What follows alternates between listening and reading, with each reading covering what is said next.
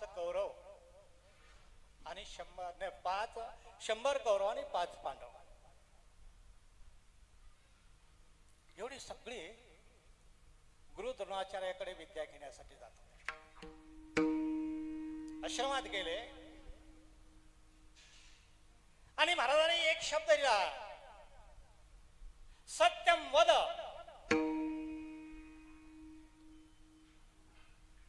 चारच अक्षर आहे, सत्यम वद. अक्षर किती आहेत? 4 अक्षर आहे. 100 कौरवाचं एका दिवसात पाठांतर झालं आणि 5 पांडवापैकी 4ही पांडवाला एका दिवसात तो शब्द पाठ झाला.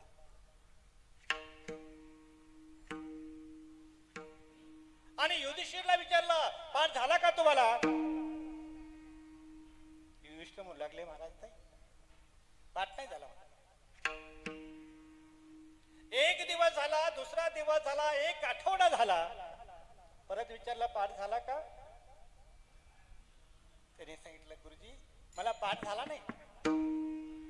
आता बघा, ही कितीतरी मुलं लहान लहान आहेत, त्यांना लहान वयामध्ये अभंगाचं त्या ठिकाणी पाठांतर होऊ लागलेलं आहे,